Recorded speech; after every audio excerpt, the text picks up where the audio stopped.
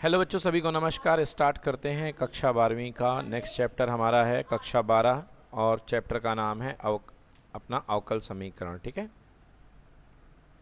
अवकल समीकरण।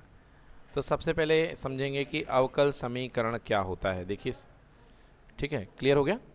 Chapter number 9 है ना। हाँ, तो कक्षा 12 है, चैप्टर नंबर 9 लिख देंगे भाई। अब देखिए अवकल समीकरण क्या होता है। सबसे पहले अवकल समीकरण की परिभाषा।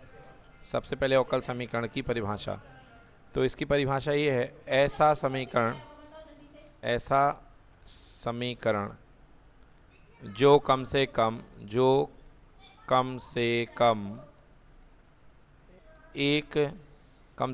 एक अवकल पद रखे,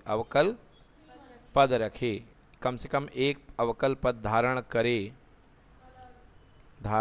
करे समीकरण को क्या बोलते हैं? अवकल समीकरण। जैसे एग्जाम्पल समझो बच्चों, अभी तक आप लोग पढ़ते आ रहे थे एक सामान्य समीकरण, जैसे ये y बराबर होता था साइन एक्स, समझ गए।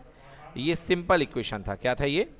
सिंपल इक्वेशन, क्योंकि इसमें अवकलन का कोई पद नहीं है, तो ये सिंपल इक्वेशन था। अब यदि आप इसको अवकलित कर दो, इसका आप अवकलन कर दो, तो क्या बन जाएगा? dy बाई डी एक्स बराबर क्या हो जाएगा बच्चों? Cos x. क्या हो जाएगा? dy बाई डी एक्स बराबर कॉस एक्स हो जाएगा। तो इसको लिख सकते हो dy by d x minus cos of x बराबर क्या हो जाएगा? 0 हो जाएगा। तो dy by d x minus cos x बराबर 0। तो ये समीकरण जो कहलाएगा, ऐसे समीकरण को अपन बोलेंगे अवकल समीकरण। ठीक है, ऐसे समीकरण क्या बोलेंगे अपन? अवकल समीकरण। चलिए देखिए, अब हम करते हैं अवकल समीकरण की कोटि तथा घात। देखिए अवकल समीकरण की सबसे पहले आपको समझने पड़ेगी कोटि, दूसरे नंबर पे घात। ठीक ना। तो अवकल समीकरण की कोटि, अवकल समीकरण की कोटि, ठीक है ना। तो देखिए अवकल समीकरण की कोटि क्या होती है। तो कोटि का मतलब होता है कि आपके पास सबसे अधिकतम कितने बार अवकल किया गया है ना, मतलब सबसे ज़्यादा अधिकतम कितने बार अवकलज किया गया है। अवकलज अधिकतम अवकलज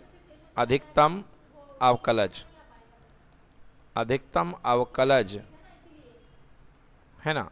अधिकतम अवकलज को हम क्या बोलते हैं? अवकल समीकरण की कोटि कहते हैं। अवकल समीकरण की क्या कहते हैं? कोटि कहते हैं। अवकल समीकरण की कोटि कहते हैं। उदाहरण के लिए देखो, जैसे उदाहरण के लिए हो जाएगा आपका d square y by d x square plus d y by d x plus 6y equals to 0 है। क्लियर है। तो यहाँ पर देखिए सबसे ज़्यादा बार अवकलज कितने बार किया गया है? 2 बार। कितने बार किया गया है? 2 बार। तो यहाँ पर कोटि क्या बनेगी? 2। कोटि क्या बनेगी? 2 बनेगी। समझ में आया। एक और उदाहरण देखते हैं, जैसे उदाहरण नंबर 2, यहाँ पे d 3y by d x 3 plus d 2y by d x 2 की whole power 3 plus 6 dy by d x plus 7 of y equal to 0। तो ये आपके साथ में क्या है? एक अवकल समीकरण दिया गया है। अब ये देखिए, बताइए मुझे यहाँ पे कोटि कितनी है इसकी। सबसे पहले बताइए कोटि। वेरी गुड बेटा, बिल्कुल सही। इसकी कोटि कितनी है? 3। कोटि 3 आपने किसको देख के कहा? इसको देख के या इसको देख के? पहले वाले को, दूसरे वाले को? पहले वाले को। बिल्कुल सही। तो इसको बोलते हैं कोटि। क्या बोलते हैं? कोटि। ठीक है ना। अब बात करते हैं घात की। क्या बात करते हैं? घात की। घात का मतलब क्या होता है? जो आपके पास में कोटि का पद होता है, कोटि पद के ऊपर, कोटि पद पर जो घात होती है, कोटि पद पर जो घात होती है, उसी को अवकल समीकरण की घात कहते हैं। उसी को अवकल समीकरण का क्या कहते हैं? घात कहते हैं। समझ में आ गया। उसी को अवकल समीकरण का घात कहते हैं। जैसे देखिए यहाँ पर यदि हम बात करें यहाँ पर घात की, तो देखिए अवकल समीकरण की कोटि वाला पद कौन सा है? ये कोटि वाला पद है। इसकी घात कितनी है? 1 है।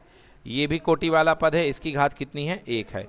तो यहाँ पर कितने घात होगा? 1 घात का। यहाँ भी कितने घात का होगा? 1 घात का। तो कोटि 2 है और घात क्या है? 1 है। यहाँ पर कोटि 1 है, कोटि 3 है और घात क्या है? 1 है। आ गया समझ में। चलिए एक और उदाहरण लिखता हूँ मैं। उदाहरण आपके सामने, उदाहरण है आपके पास d2y बाई डी एक्स 2 की whole power 2 plus dy by d x की होल पावर 6 प्लस y बराबर 0। ये आपके सामने एक अवकल समीकरण दिया गया है। अब आपको इसकी कोटि बतानी है। कोटि 2 है और घात भी क्या है? बिल्कुल सही। तो ये हो गया कोटि और घात। ठीक है।